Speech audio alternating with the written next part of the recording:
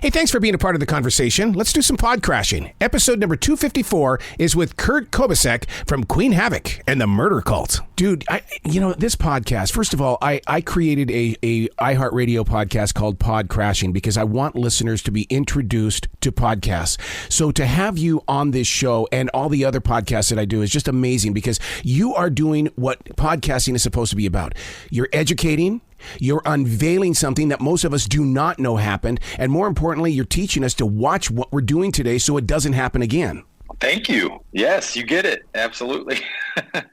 That's exactly. To have that vision, though, right there in the very beginning, what was it that led you to this? Because so many times when you talk with other podcasters, they go, well, I don't know what I want to talk about. Well, Kurt, you know what you want to talk about. Thank you. Yes. I actually, a little over 2.5 years ago, I met one of the detectives on the case. And actually, it was traveling in L.A., and I thought she was an incredible person and had this great story. And, she was like, oh, I'm a retired detective. And I actually was on this case that's pretty big going on over and I was like, wait, what? Mm-hmm. And as soon as I heard about the case and Cecilia Steyn, and I was hooked. And I said, I think this is, in some medium, a great series or a great show. And I would love to talk to you more. And so then I just kind of went down the rabbit hole with her and learned about the case and learned about all the different characters and the people. And through the pandemic, basically built my idea of a television series and, in a show. And then was fortunate enough to meet who's one of the co-writers, Jennifer Cicchini, and she took a heavy interest in this, in the project and said, hey, like, what do you think about doing more of a podcast series initially, like an audio documentary kind of narrative style? And I said, that sounds great. Let's go to South Africa. Yeah, because that to me is theater of the mind. And I think that's one of the reasons, like when I'm in the car and I'm listening to it, it's like, my God, you've got my attention here. And because many times, you go so far and you tap out, but you can't tap out of this.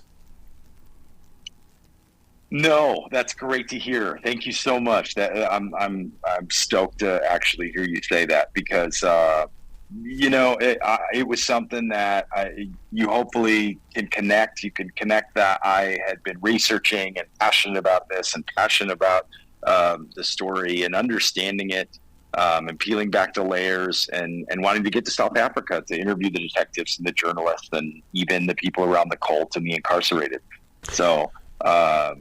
That was something, understanding the story from every angle was super important to me. So I think the podcast medium, like you said, is really fascinating and exciting because people are able to kind of multitask.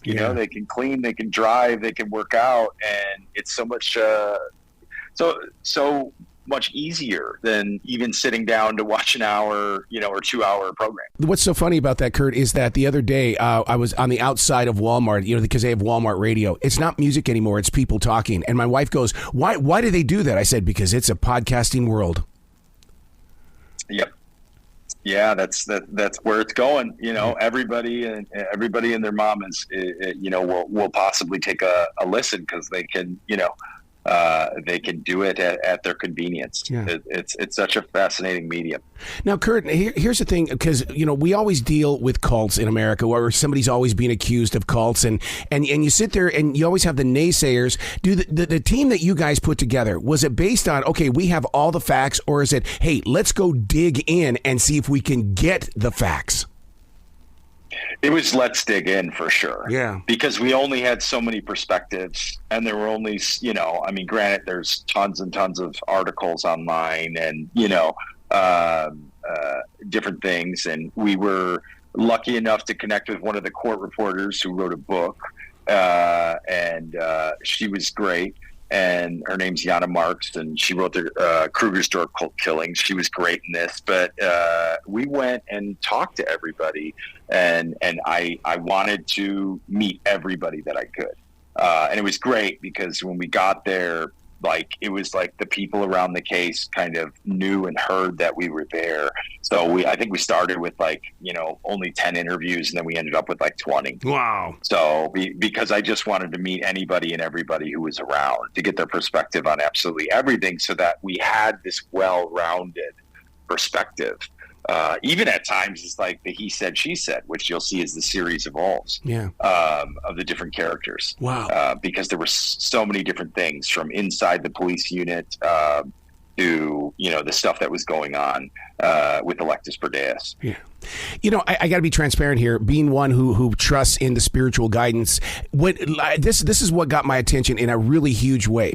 Cecilia was on a mission to change the agenda. Her goal was to fight Satan instead of praising God. Now, me, I'm going, oh, hell yeah, I'm in that fight. I feel like that I could have been a part of this cult because I want to fight the big dude. That's great, man. I appreciate your enthusiasm. I mean, that was what was so, as a spiritual person myself, man, it's definitely something that I was so like, oh my gosh, this woman is going into these, Wednesday night or Sunday groups and using this, I'm an ex-Satanist, and I'm an expert and here's all my knowledge. And she helped write this huge pamphlet and put together this thing on research and stuff about how to fight Satanism, and gained everybody's trust and knowledge. And then as soon as people wanted to, almost it's like you have the 4-part series or something at a church. And then as soon as they wanted to switch gears, after a few months and go into a different direction, she was not having it. She liked the attention. And she liked kind of the power and the leverage, and she was able to meet people. As we're all humans are broken and vulnerable at different times. They like purpose and identity, and with her silver tongue and knowledge of the culture, the country, spirituality, she knew what she was doing. Does she qualify as a self-proclaimed witch? Yeah, I mean, she was, but I mean, was it just a part of her ruse? Right. You know what I mean? To get her foot in the door and to gain trust that she was this expert, in the evil, dark world. Or is, she really this involved, as involved as she was, in Satanism, or was it all just a part of her, her tale? God, she told them. I wish I could have been a part of your meeting when somebody came in there, and it was probably you. You go, look, guys, this is still being operated from prison. I would have just went, what? You got to be kidding me. It's for that to happen is just, that's power. Yeah, and I mean, and I really hope that there isn't, anything going on, but you don't know, right? How deep the connections go. And, with people like Cecilia and who she knows and what kind of power she has over people. Yeah. So, and that's what's kind of scary and fascinating at the same time. When people are hitting Google or searching for this podcast, which is called Queen Havoc, the thing is that they're going to read about, it's the Charles Manson of South Africa. Did Charles ever kill anybody? And now I have to bring up the question, did Cecilia ever kill anybody? Or should we just wait and find out on the podcast? Well, I mean, you should definitely wait and find out. Yeah. But ultimately, there's a reason we're able to say that. I will hint at that. There's a reason we're able that she is the female Manson, is because of that interesting mystery about how she did her dealings. Very similar to Manson. So, and that was part of the initial fascination as well, with Cecilia. So, like I said, I mean, as you go through the series and audiences take it in, it's I think as each layer is uncovered, it's hard to believe, that these that she was able to do what she did with these people. When you go in and do research like this, it's about dedication, loyalty, and determination. And that also means you have to have an openness with the universe. Were you visited by anybody whose life was taken? Did somebody come and visit you at night? Did they knock on your heart during the day while you were driving?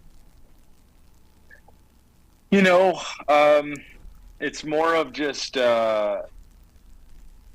it's more of, getting, when I got into obviously meet Cecilia and her right-hand woman, Miranda, Miranda did, I think she killed 5 of the victims. And that was amongst the darkest evil I've probably been around in my life.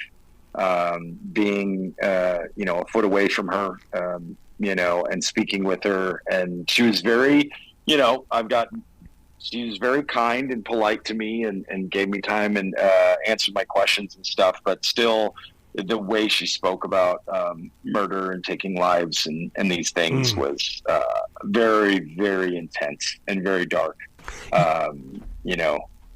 You had to have had mental help after that. There's no way that you can sit in front of a murderer like that and not, have to, dude, I got to go talk to somebody right now because this is too heavy for my heart. Oh yeah, absolutely. You got to have someone to talk about, these things with. And it's definitely something that it's just with a heavy heart. Mm-hmm. This is the darkest material, darkest story that I've ever approached. But I think it was because of, the way that I've been around a lot of different spirituality in my life, mm-hmm. and I've read, I've read the Bible. I know it. I know the kinds of people that are around this world. So, I felt I was equipped or even tapped on the shoulder, mm-hmm. as difficult as it was in a way to go after this story. See, I love stories like that. When you pull from your own studies and you've been called to do this. I mean, everything that I'm hearing today is that it's like I knew there had to be some sort of a spiritual connection to this. And when you're called to it, that means those stories, those verses from that book are going to become a part of your life, and you're going to compare notes from what happens in the book to how you're going to lead in your present place of now. Correct. Absolutely. 100%, and it's not, and I wanted to, even though this is Hollywood and my job is storytelling, I wanted to be, and I hope it comes off and is clear to the audience and just how, the amazing team that I worked with, put together the podcast, with me is that, a sensitivity, mm-hmm. towards this really happened, and this is really dark, and this is I don't take this lightly. Mm-hmm. I guess I wanted to be very careful of not necessarily making this. I wanted it to be more honest, mm-hmm. And documentarian kind of style, and peeling things and learning things, rather than just over the top sensationalism. How did you keep it so simple in the way that all listeners can tap in when you yourself, you could have easily gone the route of Paul and turned these into daily lessons and affirmations? Do you know what I mean by that? I think I do, but if you want to maybe give me another sentence about what to clarify. You went to hell, dude. You went to hell, and you're going to make sure other people do not go back to hell, but you were in hell. Correct. Yeah, man. It's, but when you've got this little light of mine, I'm going to let it shine. I guess to be, to quote that. And that's like I said, there's certain stories and certain moments, even in my past, that I felt I was supposed to tell. You'll like a film, one of my first feature films called 1/10 of a Second. Mm-hmm. I think you'll really like that film. It's on a few platforms, but it's a man's journey. And it's got, an interesting spiritual twist 2x in.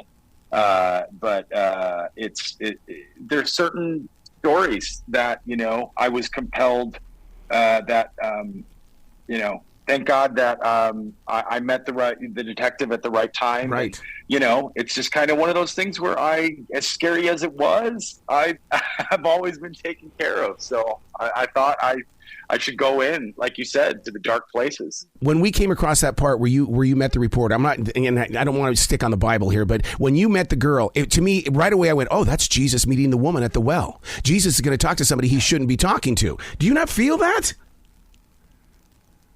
I mean, I see the comparison, but I will say that you know, whether people want to believe that JC is a teacher or the son of God, right? The man's empathy was so admirable, and it was just overwhelming and powerful. And I try to always look at people through that lens. I love it. Of empathy. So no matter how dark of a world they come from. This is going to be ongoing, right? This isn't over. So how is it that you're going to do this in seasons?